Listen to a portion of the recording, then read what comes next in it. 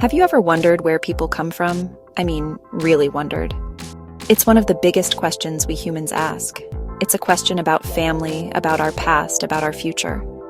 For thousands of years, people around the world have told stories about creating families. These stories are important. They help us understand ourselves and our place in the world. Fertility, the ability to have children, touches everyone, everywhere. It's a fundamental part of life. A powerful drive that shaped human history. It shaped our cultures, it shaped our societies, it shaped our deepest personal hopes and dreams. It's a journey filled with joy, and sometimes with challenges and questions. The desire to build a family is deeply human. It connects us to our ancestors, and to the generations that will follow. Because it matters so much, it's surrounded by information and sometimes misinformation. People have always looked for answers about how to have children, why some people struggle, and what it all means. That search takes us to different places. It leads to doctors, to scientists, and to ancient traditions, cultural beliefs, stories passed down through generations. Those stories can offer comfort and guidance, but they can also create confusion. When something matters this much, myths appear. Before we had powerful microscopes and before we understood biology, people had to guess how things worked. They made observations and built stories to explain it. Those stories about fertility were their science, attempts to make sense of a mysterious, powerful process. These ancient explanations have stayed with us. They're woven into our cultures and beliefs, shaping how we think about having babies even today. So why talk about this now? Because understanding fertility is more important than ever. We live in an age of huge scientific discovery. We also live with echoes of ancient stories. Sometimes those two things clash. Our goal is to put these ideas side by side, to untangle facts from fiction. We'll explore powerful stories from centuries past and compare them with what science shows. This isn't about picking a winner. It's about being curious, asking questions, empowering ourselves with the best information to make healthy, happy choices. To explore this topic, we are going to look at two very important sources of information. Think of them as two giant books that have guided human thought for a very long time. The first book is the Book of Science. This isn't a single book you can hold in your hand, of course. It's a vast and ever-growing collection of knowledge. It's built through observation, experimentation, and careful testing. Science uses tools like microscopes, DNA sequencers, and clinical studies. It's a process of asking questions, forming hypotheses, and gathering evidence to find out how things really work, from the tiniest cells to the entire universe. On the other hand, we have the Bible. This is a real book, or rather, a collection of books.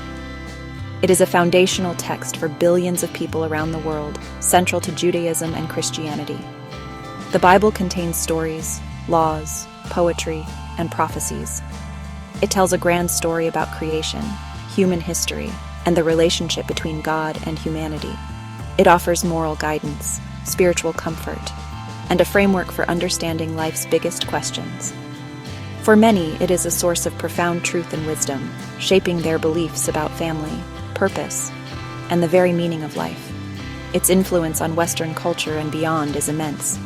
Now, these two books approach the world in very different ways. Science seeks to answer the how questions. How does a sperm cell fertilize an egg? How do hormones regulate the reproductive cycle?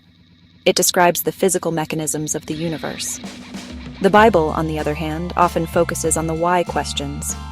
Why are we here? What is our purpose? It speaks to our spiritual and moral lives, offering meaning and context. These are different kinds of questions, and they often require different kinds of answers. Sometimes their answers seem to align, and other times they seem to be in conflict. It's this intersection, this meeting point between how and why, that we are going to explore. We will look at what the Bible says about fertility through its ancient stories and teachings.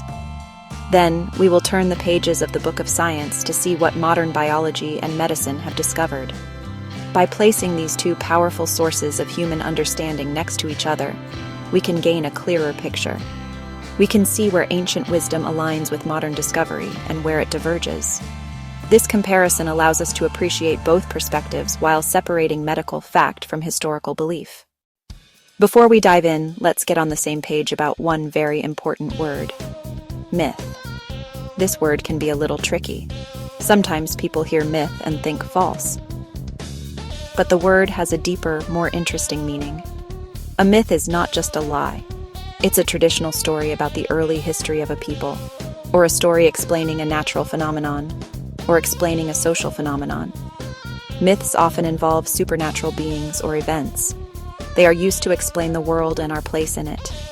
Myths are powerful because they do more than tell a story. They carry the values, fears, hopes, beliefs. They teach lessons, explain rituals, and create a shared sense of identity. Think Greek myths, gods on Mount Olympus. Think Norse myths, Thor and his hammer. These stories explained lightning. These stories explained the seasons. Many cultures developed myths to explain mysteries of life, death, and birth. Fertility myths provided answers and a sense of control. In our discussion, a fertility myth is a belief about having children not supported by scientific evidence. That doesn't make the story useless. Stories can hold cultural or spiritual meaning even if biology is off. For example, a story might teach patience or teach faith. Those are valuable qualities. But if a story claims eat X and you'll get pregnant, we call that a scientific myth. Our job: be scientific detectives. We'll examine beliefs about fertility passed down for generations. Many come from ancient texts like the Bible. We'll respectfully acknowledge the story and its cultural importance. Then we'll hold the specific claim up to modern science. Does the evidence support it? Is there a biological mechanism that could make it work? This helps separate cultural and moral lessons from factually inaccurate claims. So, what is our mission today? Simply put, our mission is to bust some myths. But we are going to do it in a very specific way. This is not about declaring one way of thinking right and another wrong. It's about empowerment through knowledge. Our goal is to provide clear, evidence-based information so you can make the best decisions for your health and happiness. When it comes to fertility, everyone deserves to have the facts. We want to replace confusion with clarity and anxiety with understanding. It's a quest for truth, guided by scientific inquiry. This journey requires us to be critical and respectful. We will be critical. We will question everything and demand evidence. Science tests ideas. It doesn't accept them on faith alone. How do we know that's true? What experiments have been done? What does the data show? This critical approach drove major shifts in knowledge. It's how we moved from thinking the sun revolved around the Earth to understanding the solar system. We'll apply that same rigorous standard to fertility myths. At the same time, we will be deeply respectful. The Bible is a sacred text for billions. It brings comfort, hope, and moral guidance. Our purpose is not to mock or dismiss belief. We aim to understand the context these stories were written in and the human questions they addressed. We can respect spiritual significance while analyzing factual claims scientifically. It's a delicate balance, like walking a tightrope, but essential. We're examining medical claims, not judging faith. Ultimately, this is about you. Our mission is to arm you with information. Whether you're planning a family struggling with fertility or just curious about how the human body works. Reliable scientific facts help you navigate life. They help you work effectively with doctors, avoid ineffective or harmful cures, and approach the topic with confidence instead of fear. So let's begin our myth-busting adventure, armed with curiosity, respect, and the power of science. Let's begin our journey by opening the pages of the Bible to one of its most famous stories. This is the tale of Abraham and Sarah, who are considered the father and mother of the Israelite nation. Their story, found in the book of Genesis, sets the stage for many fertility themes. God promised Abraham he would be the father of a great nation with descendants as numerous as the stars in the sky. This is a huge promise. But a problem stood in the way. Sarah, Abraham's wife, was unable to have children. She was described as barren. The story unfolds over many, many years. Abraham and Sarah grow older, and still, there is no child. Imagine the emotional weight of this situation. They held on to a divine promise, yet reality seemed to contradict it. The text describes Sarah's deep sadness and frustration. In that ancient culture, a woman's value was often tied to her ability to produce children, especially a male heir. Being unable to conceive was a personal sorrow and a source of social shame, often seen as divine disfavor. This story captures the human ache of wanting a child and being unable to have one. As years passed, Sarah's hope began to fade. She decided to take matters into her own hands, following a common cultural practice. She gave her Egyptian maidservant Hagar to Abraham so he could have a child through her. This was a form of surrogacy, an ancient solution to infertility. Hagar conceived and gave birth to Ishmael. While this solved the immediate heir problem, it created conflict and jealousy within the family. The story highlights desperate measures and complex social dynamics around infertility. The central belief in this story is that fertility is a divine gift, which can be granted or withheld by God. The narrative culminates when Abraham is 100 years old and Sarah is 90. God intervenes directly, and miraculously, Sarah conceives and gives birth to Isaac. This is not presented as any physical remedy or biological process, but as a pure miracle, a direct act of God to fulfill his promise. This establishes a powerful theme. Fertility is not just biological, but under the direct control of a higher power, a belief repeated in other stories. Another compelling story from the book of Genesis involves two sisters, Leah and Rachel, who were both married to the same man, Jacob. This tale is filled with rivalry, jealousy, a desperate search for fertility, and it introduces a fascinating piece of ancient folk medicine. The story goes that Jacob loved Rachel more than Leah, but it was Leah who was fertile, bearing him several sons. Rachel, on the other hand, was barren, and this caused her immense anguish. She famously cried out to Jacob, "Give me children or I'll die." This exclamation powerfully shows the desperation and social pressure associated with childbearing in that era. The rivalry between the sisters intensifies with each son Leah bears. Rachel becomes increasingly desperate to conceive and level the playing field. This is where a very specific plant enters the story, the mandrake. One day, Leah's oldest son, Reuben, finds some mandrake plants in a field and brings them to his mother. In the ancient world, mandrakes were a well-known part of folklore. Because their roots sometimes resemble a human figure, they were believed to possess magical properties, including the ability to boost fertility and act as an aphrodisiac. They were, in essence, an ancient fertility drug, based on superstition rather than science. When Rachel saw the mandrakes, she immediately wanted them. She believed these plants held the key to solving her infertility. She bartered with her sister for them, making a deal Leah could spend the night with their husband, Jacob, in exchange for the mandrake roots. This transaction reveals just how much value was placed on this folk remedy. Rachel was willing to trade something precious, time with her husband, for a chance at what she believed the mandrakes could offer.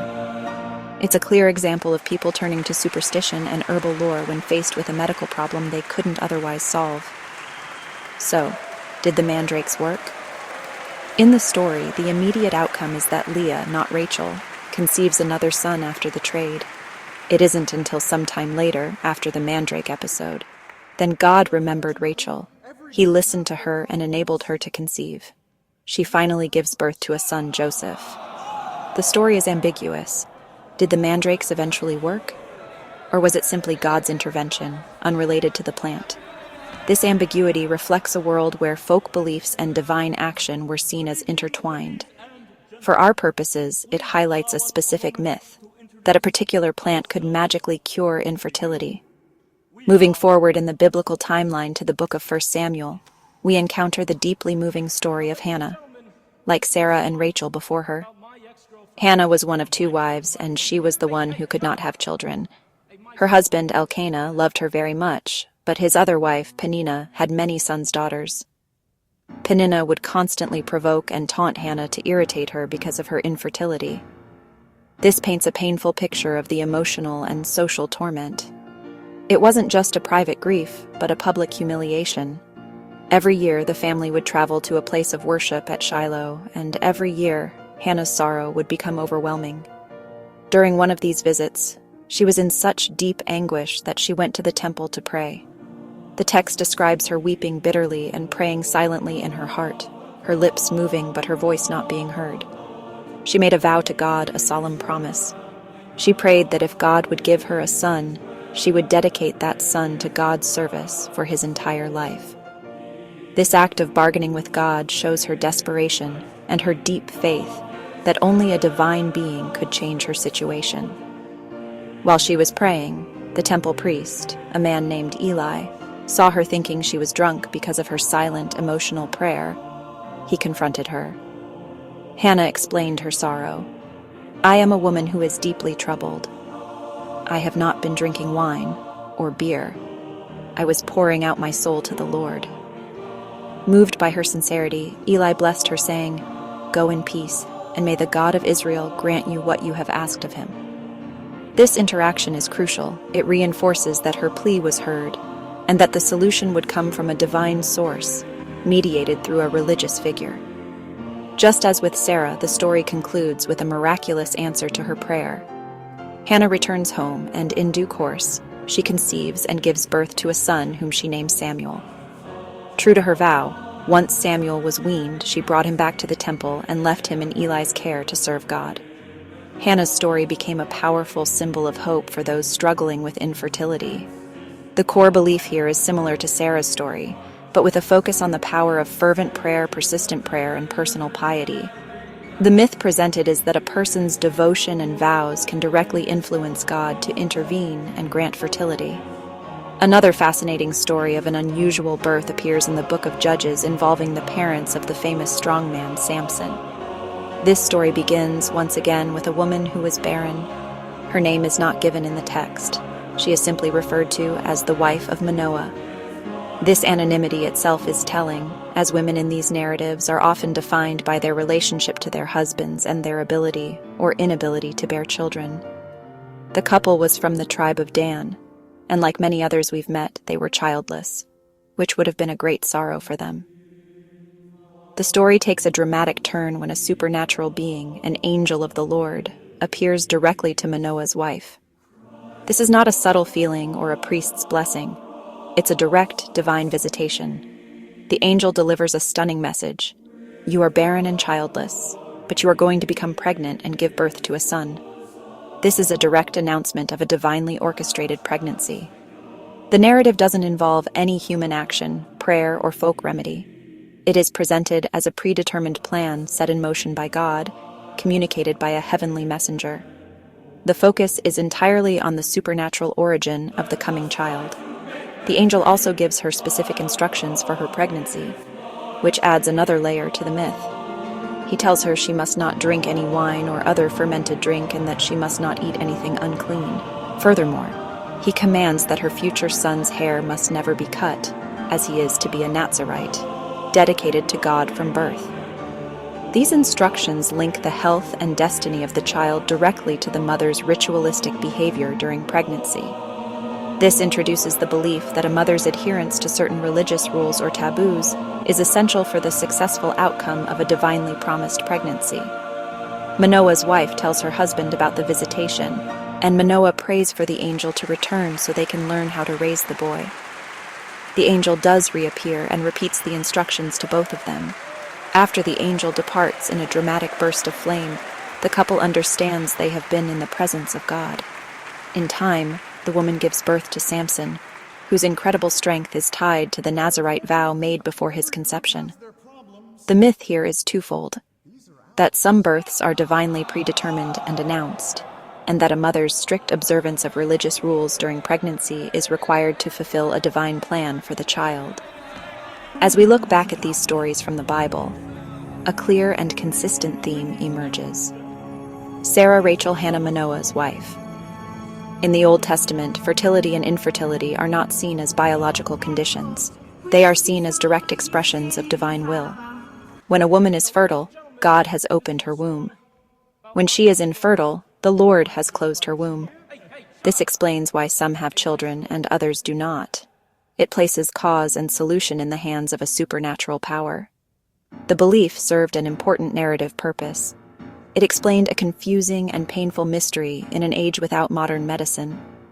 Miraculous births, like Isaac to 90-year-old Sarah, became signs of God's power and faithfulness. They proved God could overcome natural obstacles. These stories created cultural beliefs about resolving infertility. The primary method was spiritual, not medical. Appeal directly to God. Fervent prayer, as with Hannah. Making a vow or bargain with God. Waiting faithfully, as Abraham and Sarah did. Turning to folk remedies.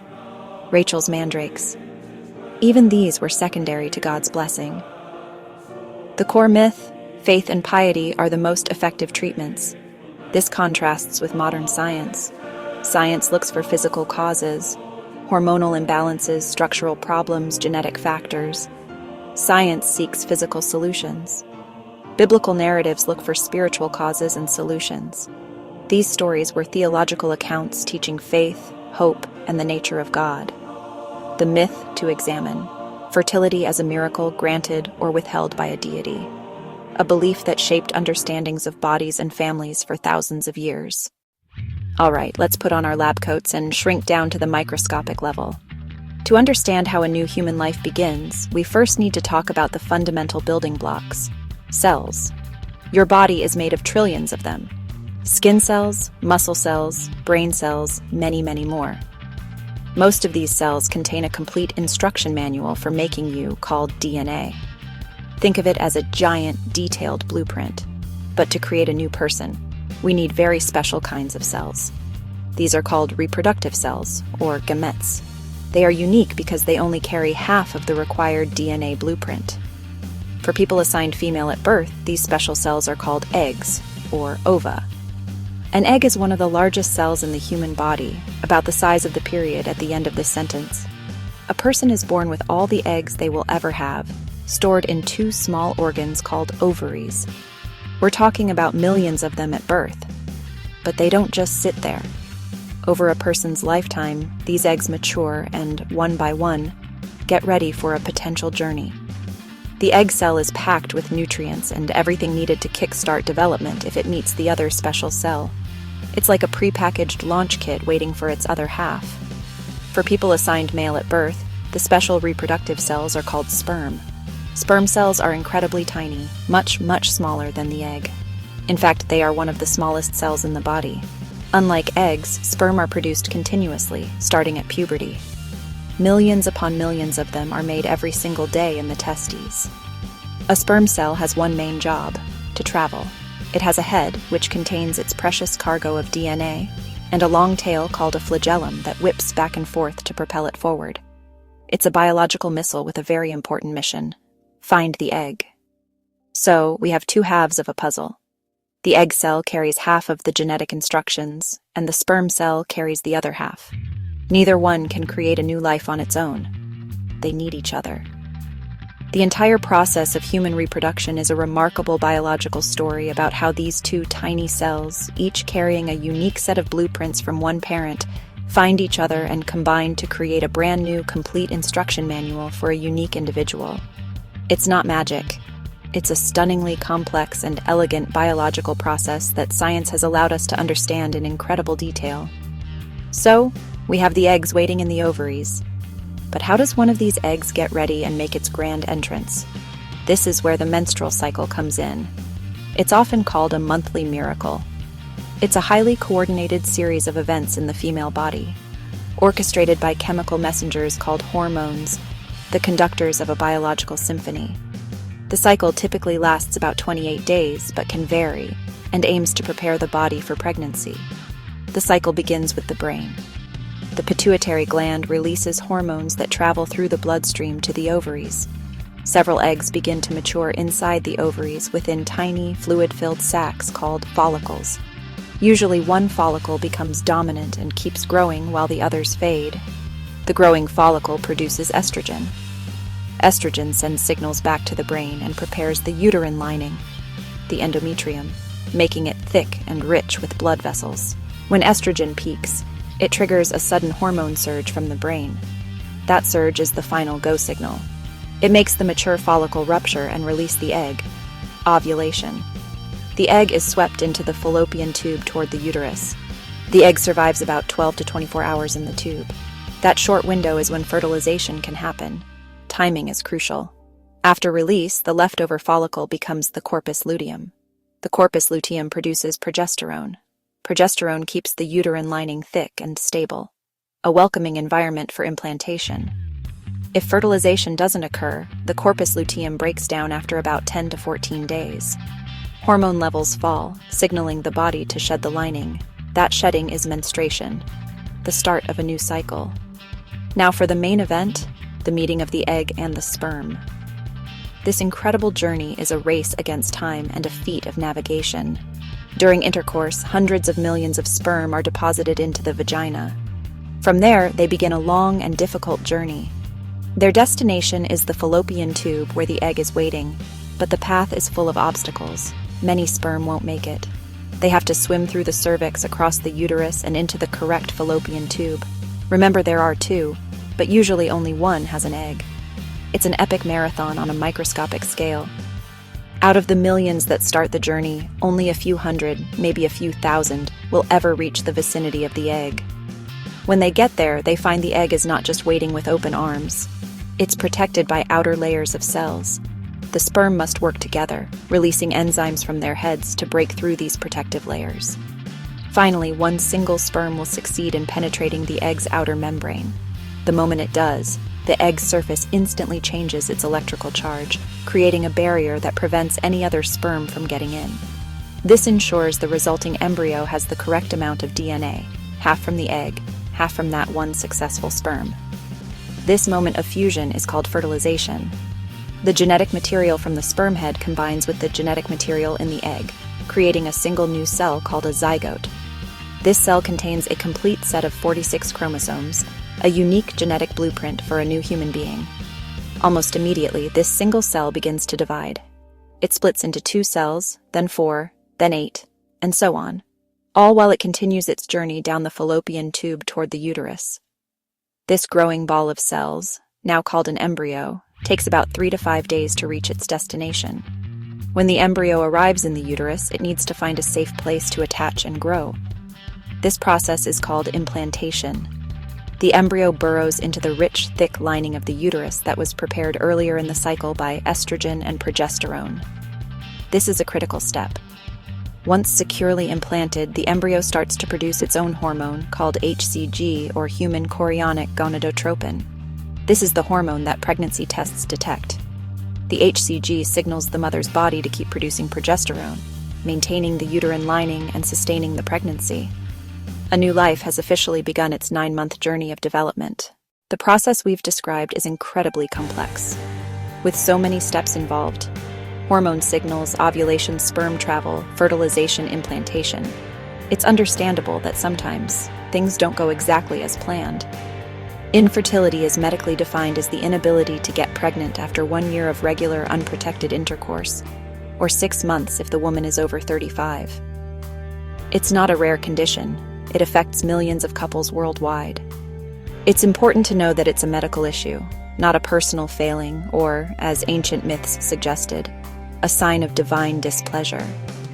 There are real, biological reasons behind it. In about 1/3 of cases, the cause of infertility is related to factors in the female partner. One of the most common issues is a problem with ovulation. Sometimes the hormonal signals from the brain don't work correctly, so an egg isn't released regularly, or at all. Conditions like polycystic ovary syndrome, or PCOS, are a frequent cause of this. Another major factor can be physical blockages. The fallopian tubes can be blocked or damaged, often from past infections or conditions like endometriosis, preventing the sperm and egg from ever meeting. The shape of the uterus or growths, like fibroids, can also sometimes interfere with implantation. Age is also a very significant factor, particularly for women. As we mentioned, a woman is born with all her eggs. As she gets older, the quantity and, more importantly, the quality of these eggs decline. An older egg is more likely to have chromosomal abnormalities, which can prevent fertilization, stop an embryo from implanting correctly, or lead to miscarriage. This is a simple biological reality. The biological clock is a real phenomenon based on the aging of the egg cells. This decline in fertility typically becomes more rapid after the age of 35, which is why the medical guidelines change for seeking help. It's also important to understand that sometimes, even after extensive testing, doctors can't find a specific cause. This is called unexplained infertility, and it accounts for a significant number of cases. It doesn't mean there isn't a reason. It just means our current medical tests aren't able to identify it yet. It could be due to subtle issues with egg quality, subtle issues with sperm quality, problems with implantation at a molecular level, or a combination of minor factors from both partners. This can be very frustrating for couples, but it highlights the incredible complexity of reproduction and the frontiers that science is still exploring. For centuries, if a couple couldn't conceive, the blame and social shame fell almost exclusively on the woman. Stories from the Bible reflect this ancient bias, focusing on barren matriarchs. However, modern science shows a very different picture. Infertility is not just a woman's problem. About 1/3 of couples, male-related cause. Another third, combined factors from both partners. It truly does take two. What can go wrong on the male side? Issues fall into categories related to sperm production, oligospermia, low sperm count, azoospermia, no sperm. Causes: genetic conditions, hormonal imbalances, damage to testes from infection or injury. Sperm quality matters too. Motility, ability to swim. Poor motility prevents reaching the egg. Morphology, shape and size, abnormal shapes, crooked head, abnormal shapes, double tail. Lifestyle and environment can influence sperm. Smoking, excessive alcohol use, poor diet, environmental toxins, even heat. Testes need to be slightly cooler. Blockages can also stop sperm, prevent sperm leaving during ejaculation. Causes: past surgeries, infections, congenital defects. Science can diagnose these problems. Semen analysis, hormonal testing, genetic testing. Understanding fertility as a team sport moves us away from blame toward accurate diagnosis and treatment for both partners. Accurate and compassionate. When couples face the challenges of infertility, it can feel overwhelming. But this is where the Book of Science offers something truly amazing: hope through technology. Over the past few decades, medical science has made incredible leaps. This field is called assisted reproductive technology, or ART. These are not magic potions or prayers, but carefully designed medical procedures based on our detailed understanding of reproductive biology. They work by helping to overcome the specific biological hurdles that are preventing conception. For some, the solution can be relatively simple. If the issue is irregular ovulation, fertility drugs can be used. These are medications, often hormones, that stimulate the ovaries to mature and release eggs, increasing the chances of conception through intercourse. Another common procedure is intrauterine insemination, or IUI. In this process, a specially prepared sperm sample, where the healthiest, most active sperm have been concentrated, is placed directly into the uterus around the time of ovulation. This gives the sperm a significant head start, helping them bypass any potential obstacles in the cervix and get closer to their target. The most well-known and powerful form of ART is in vitro fertilization, or IVF. The term in vitro literally means in glass, because fertilization happens outside the body in a laboratory dish. In IVF, the woman takes fertility drugs to stimulate her ovaries to produce multiple eggs at once. These eggs are then retrieved from the ovaries in a minor surgical procedure. In the lab, these eggs are combined with sperm. The resulting embryos are monitored as they grow for several days. Finally, a doctor transfers one or more of the healthiest embryos directly into the woman's uterus, hoping it will implant and grow. IVF and other technologies have revolutionized fertility treatment. They can bypass blocked fallopian tubes. They can overcome severe male infertility by injecting a single sperm directly into an egg, ICSI. They can allow for genetic testing of embryos before transfer. These scientific interventions have helped millions of people around the world achieve their dream of having a child. It is a powerful testament to what we can achieve when we apply the scientific method. Curiosity, observation, experimentation to solve a deeply human problem. It's science offering a helping hand where nature needs a little assistance. Now it's time to bring our two big books together and do some direct comparison. Let's start with the most fundamental myth: the idea that infertility is a divine punishment or a sign of disfavor from God. We saw this theme woven through the stories of Sarah, Rachel, Hannah. Their inability to conceive was seen as God having closed the womb. Their deep sorrow made a childless home feel cursed. This belief placed a heavy emotional burden on individuals.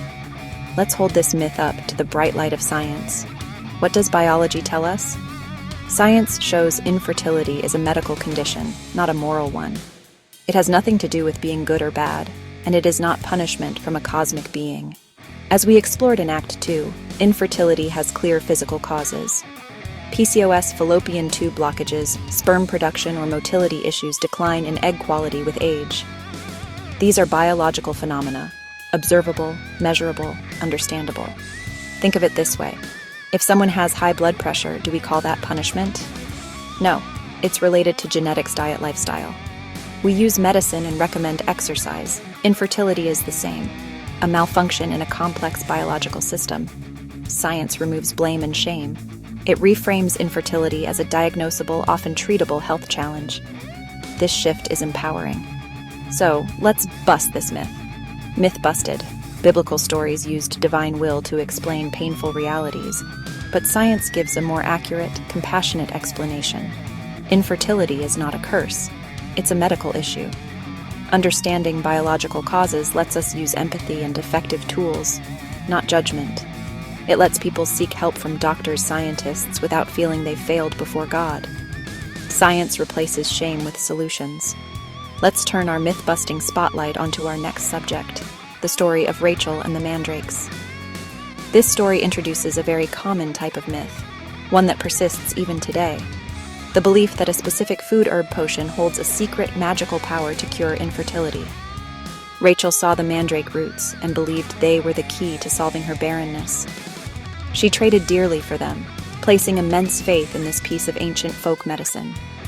This myth is appealing because it offers a simple, tangible solution to a complex problem. Just eat this or drink that, and your problem will be solved. Now let's bring in the science. What does modern medicine and nutrition science say about mandrakes or other so-called miracle fertility foods? A healthy, balanced diet supports reproductive health, but there is no scientific evidence that any single food or herb can magically cure infertility.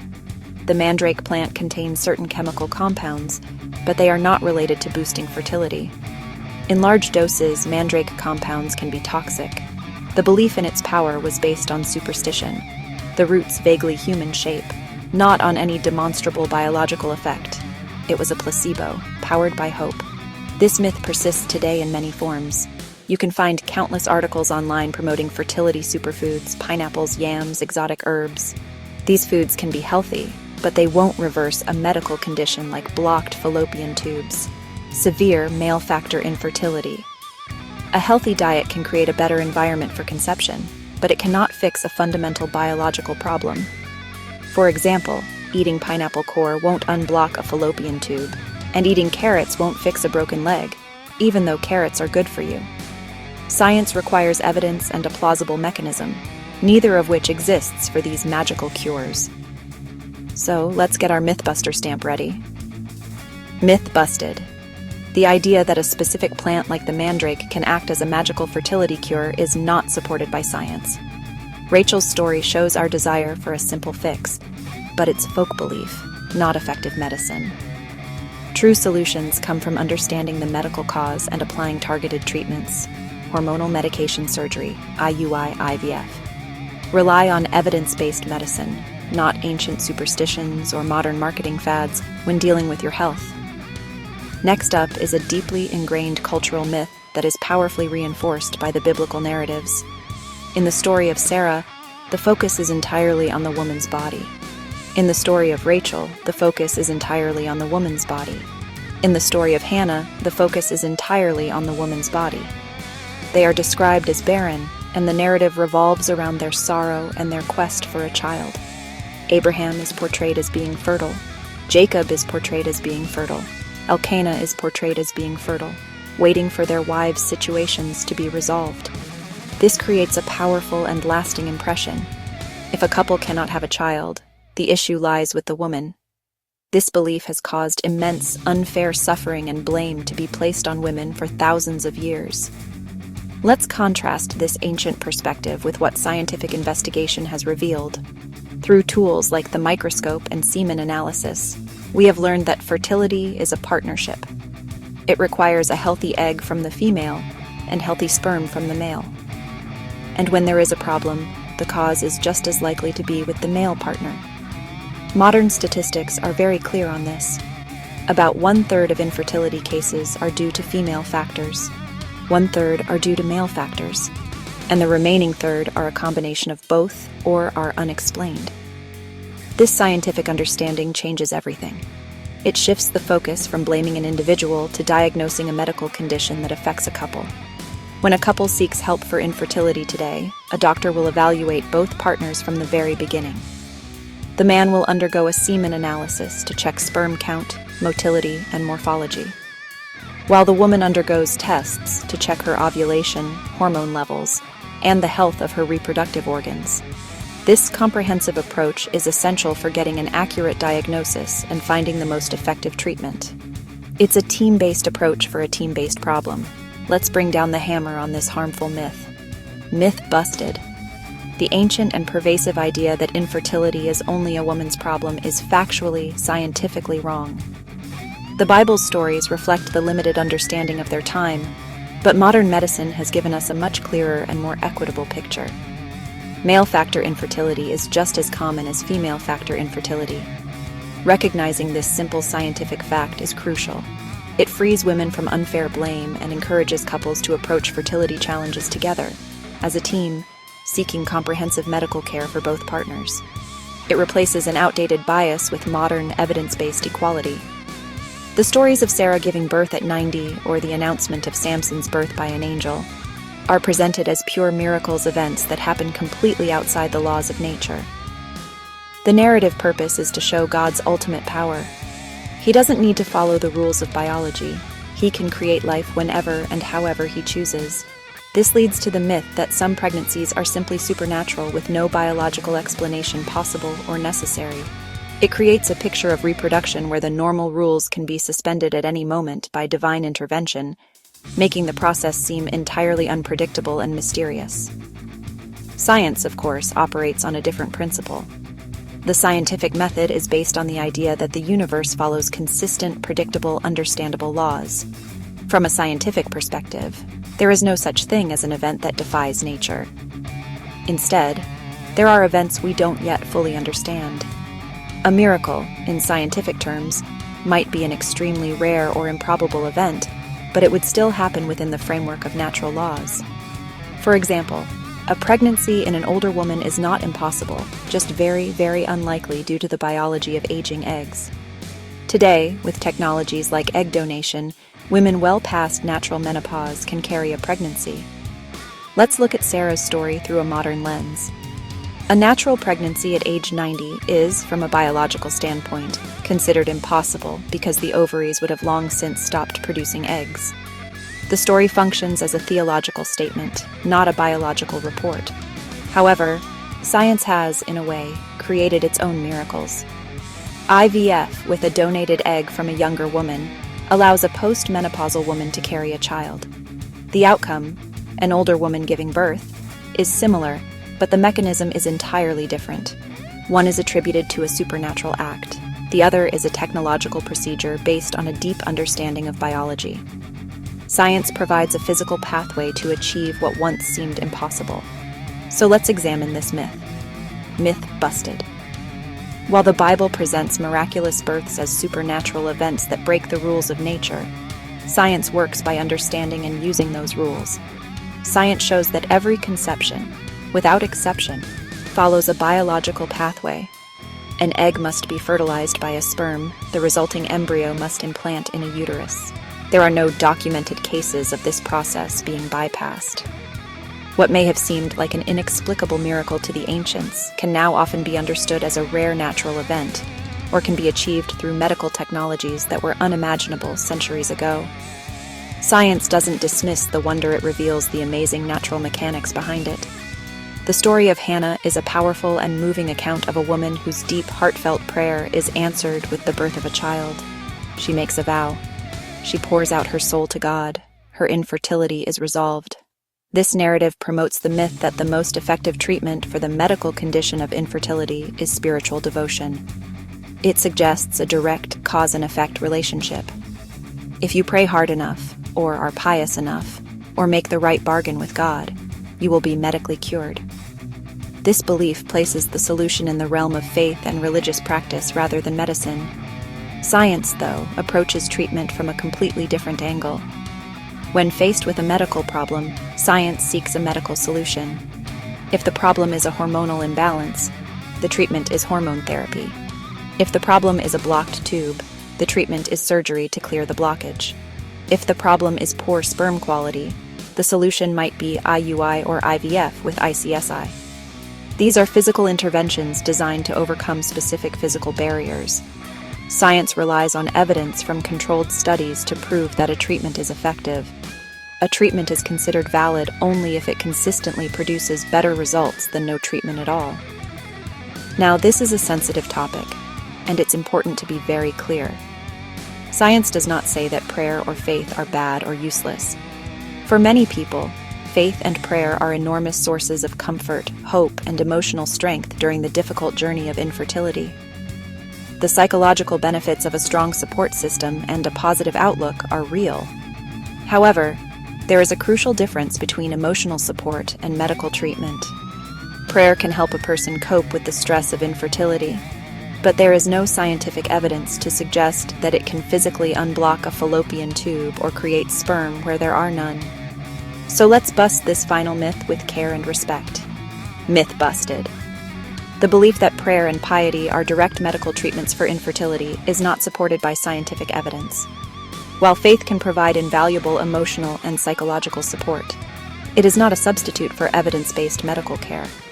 The stories in the Bible, like Hannah's, highlight the power of hope and faith in a person's life.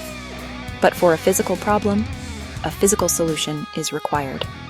The most effective path for those struggling with infertility is to combine the best of both worlds, using modern, evidence-based medicine to treat the physical condition, while drawing on faith, community, and other sources for the emotional strength needed for the journey. So, we've busted some pretty big myths. We've seen how science provides evidence-based explanations for fertility, which are often very different from the stories found in the Bible. This leads to a really important question. If the myths aren't scientifically true, why do people believe them? And why have these beliefs been so powerful for so long? The first reason is a deeply human one. Myths provide answers, and answers feel good. The world can be a confusing, random, sometimes scary place. Facing a problem like infertility, with all its uncertainty and emotional pain, is incredibly difficult. A myth offers a simple, clear explanation for why something is happening. Think about it from the perspective of our ancient ancestors. They didn't have microscopes. They didn't have blood tests. When a couple couldn't have a child, it was a complete mystery. A story that said, "It is God's will." A story that said, "You need to find a special plant," provided a framework for understanding their situation. It took a random, frightening event and gave it a cause and, often, a potential solution. This sense of understanding, even if the explanation itself is not factually correct, can be incredibly comforting. It creates a feeling of order in a chaotic world. It's much easier to handle a problem when you think you know the reason behind it. This need for answers is still with us today. Even with all our scientific knowledge, the journey of infertility is filled with whys. Why is this happening to me? Why isn't the treatment working? In these moments of distress, a simple, non-scientific belief can be very appealing.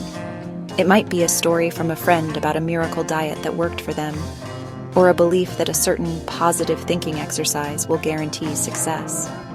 These modern myths serve the same purpose as the ancient ones. They provide a sense of control and a clear path forward when the medical reality is complex, slow, and uncertain. Furthermore, myths often provide a sense of hope. The biblical stories we looked at don't just explain infertility, they almost always end with a miracle birth. Sarah, Rachel, Hannah all eventually have children. These stories tell people that even in the most hopeless situations, there is a chance for a happy ending. This narrative of hope is powerful and deeply attractive. When you are struggling, A story that promises a miracle is often much more comforting than a doctor's chart showing statistical probabilities. Myths feel good because they offer simple answers, a sense of control, and, most importantly, hope.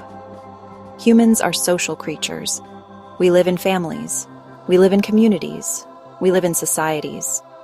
And these groups have a huge influence on what we believe. Our beliefs aren't formed in a vacuum. They are shaped by the people around us, by the culture we grow up in. When it comes to something as personal and important as having a family, the beliefs of our community can be especially powerful. If everyone in your town, your church, or your family believes that infertility is a spiritual matter, it becomes very difficult to think differently. This shared belief system creates a strong cultural norm. Cultural beliefs about fertility are passed down from generation to generation. They are embedded in our language, our rituals, and our celebrations. Think about baby showers, christenings, or other ceremonies celebrating new life. These events often come with their own sets of traditions and advice, much of which is based on long-held cultural beliefs rather than scientific fact. This advice is shared by people we love and trust, our parents, grandparents, and community leaders. Because it comes from a trusted source, we are more likely to accept it without question. It becomes part of our shared reality. Faith communities, like churches, synagogues, or mosques, can be particularly influential in shaping beliefs about fertility. These communities are built around a shared set of sacred texts and teachings, like the Bible. The stories of Sarah Hannah are not just ancient tales. They are often taught in sermons and study groups as lessons in faith and perseverance. When a religious leader interprets these stories as a guide for how to approach infertility today, it carries immense weight for the members of that community. The belief becomes an article of faith, a way of demonstrating one's commitment to the group's values. This power of community can create an echo chamber. When everyone you know shares the same myth, it gets repeated and reinforced until it feels like an undeniable truth. Questioning the myth can feel like you are questioning your entire community, or even your own identity within that group. This social pressure makes it very hard for scientific facts to penetrate. People believe myths not just because they are comforting as individuals, but because those myths are the glue that holds their social world together. Belief is a form of belonging. Why do some ideas last for thousands of years? Well, it often comes down to the power of a good story. You know, the human brain is really wired for narrative. We remember stories far better than we remember lists of facts or data points. The biblical accounts of infertility are, above all, compelling stories. They've got characters we can relate to, like the grieving Hannah, the jealous Rachel. There's drama, suspense, emotional resolutions, Abraham counting the stars, an angel appearing in a field. All these narrative elements make the stories memorable and pretty easy to pass on. Tradition works by passing these powerful stories down through time. A belief inside a tradition just feels more valid and trustworthy. Folks think, it has stood the test of time. If this belief has been around for centuries, there must be some truth to it. That's actually a logical fallacy called the appeal to tradition, but it's very persuasive. The Bible's fertility stories carry immense authority as part of an ancient, influential tradition. They're not just stories, they're sacred history for billions. Faith adds another, more powerful layer. For a person of faith, these stories are often seen as divinely inspired truth. Belief from a sacred text is accepted on faith. Belief without the need for physical proof. Science demands evidence you can see and measure. Faith, on the other hand, operates in the unseen spiritual realm. If someone believes the Bible is God's word, a miraculous birth isn't a myth to be busted. It's a testament to God's power. That's why direct confrontation between scientific facts and faith-based beliefs can be so difficult. They're speaking different languages and playing by different rules. Science says, show me the evidence. Faith says, the evidence is the text itself and the spiritual experience. The story of Sarah's miraculous conception persists not because of biological evidence, but because it's a cornerstone of a faith tradition that teaches God's promise-keeping. The story's purpose is theological, not biological, and its power comes from faith, not facts. Ultimately, our exploration of why people believe in myths brings us back to the search for meaning. We are not content to simply know how things happen. We desperately want to know why. Science is brilliant at answering the how questions. It can explain in exquisite detail how hormones orchestrate the menstrual cycle, or how a sperm fertilizes an egg. It can describe the physical mechanisms of the universe with incredible precision. But science is not designed to answer the why questions of purpose and meaning. Why am I here?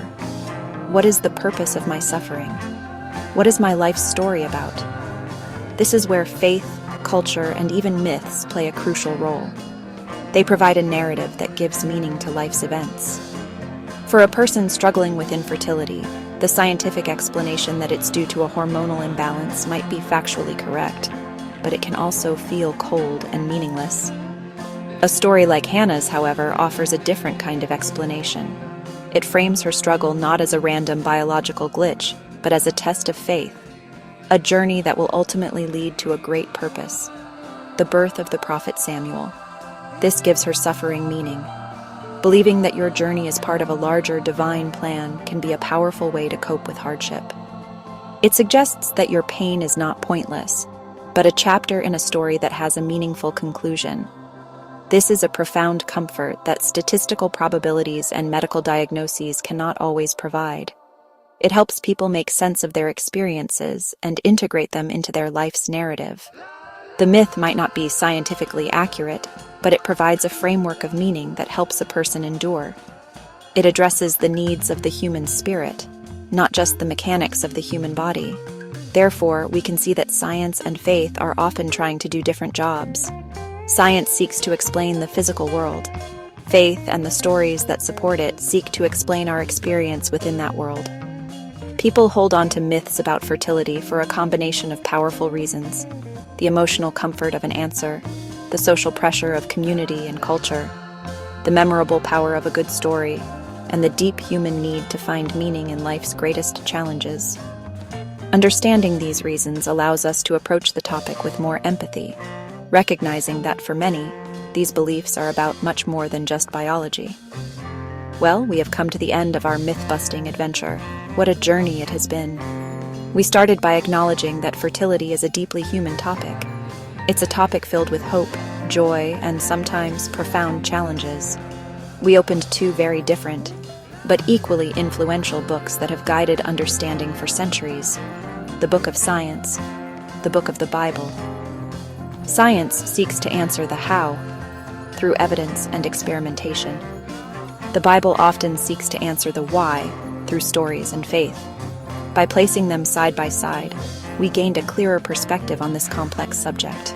We traveled back in time to the ancient world of the Bible. We explored powerful stories that shaped Western culture. We met Sarah, who laughed at the idea of having a child in her old age. We met Rachel, who bargained for mandrake plants to try to conceive. We felt the deep sorrow of Hannah as she prayed for a son. And we witnessed the angelic announcement that foretold the birth of Samson. In these stories, fertility is presented as a divine gift, a miracle controlled by God. Infertility was often seen as a sign of divine disfavor, and a mystery to be solved through prayer and piety. Then we put on our lab coats and dove into the world of science. We shrank down to the cellular level to meet the stars of the show: the egg, the sperm. We followed the beautiful, complex symphony of the menstrual cycle, orchestrated by hormones. We witnessed the incredible journey of fertilization and the critical step of implantation. We also looked at why this process can sometimes go wrong. Infertility is a medical condition with physical causes, affecting both men and women equally. Science offers not just explanations, but also solutions. Technologies like IVF have brought hope to millions.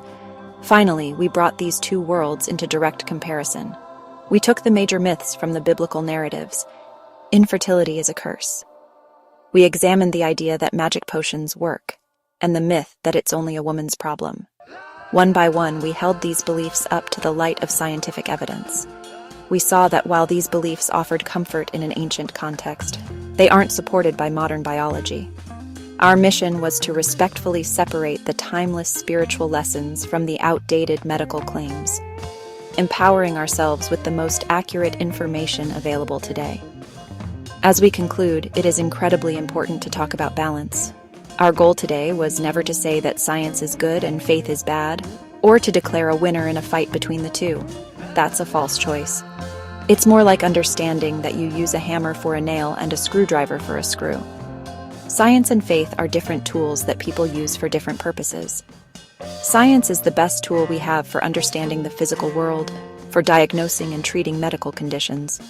Its method of questioning, testing, and demanding evidence is why we have medicine, why we have electricity, and why we can send rovers to Mars. When it comes to your physical health, including your reproductive health, science should be your guide. Relying on ancient folk remedies or believing infertility is a spiritual curse can be harmful. It can prevent people from seeking effective medical care, cause emotional distress, and lead people to blame themselves for a medical condition that is not their fault.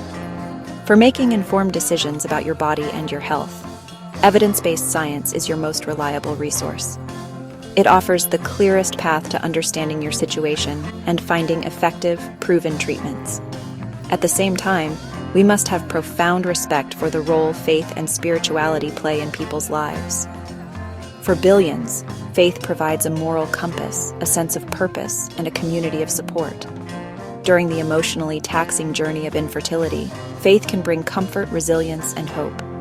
Prayer, meditation, and being part of a supportive faith community can provide the mental and emotional strength needed to endure treatments and uncertainty. These benefits are real and valuable. Science can treat the body. Faith can often help heal the spirit. The key is to find a healthy balance. You can be deeply faithful and still trust modern medicine. Pray for a child while working with a fertility specialist. Find spiritual meaning while taking prescribed medication. The two do not have to be in conflict. One addresses the how of your medical situation, the other helps with the why of your personal experience.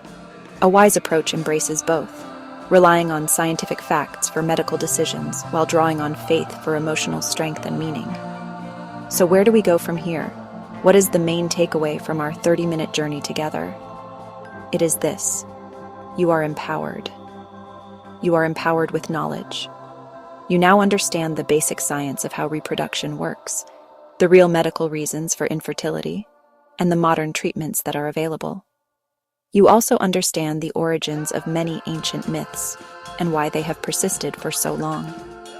This knowledge gives you the power to separate fact from fiction, to ask your doctor-informed questions, and to make choices that are best for your health and your future family.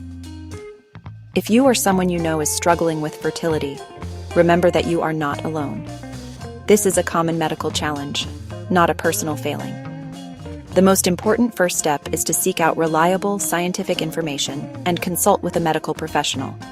Don't be swayed by promises of magical cures or fall into the trap of shame and blame that ancient myths can create. Approach it as a team, recognizing that it is a couple's issue, and work with experts who can give you an accurate diagnosis and a clear plan based on evidence, not superstition. This is the surest path to a positive outcome. Remember to be kind to yourself and to others on this journey. The path to building a family can be an emotional roller coaster, and it's okay to seek support. This support can come from many places: partners, friends, family support groups, therapists, faith communities. The emotional and psychological aspects of this journey are just as important as the medical ones. Finding hope, maintaining a positive outlook, and having a strong support system are crucial ingredients for navigating the ups and downs. Let science guide your medical choices, and let love and community support your heart. Ultimately, our mission in science is to make life better for people. We study the universe, from the largest galaxies to the smallest cells, to gain knowledge that can lead to greater health, happiness, and understanding.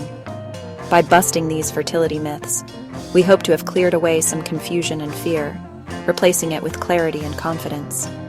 We hope we have armed you with the power of facts, so you can navigate your own life's journey with wisdom and hope. Thank you for joining me on this exploration. Stay curious.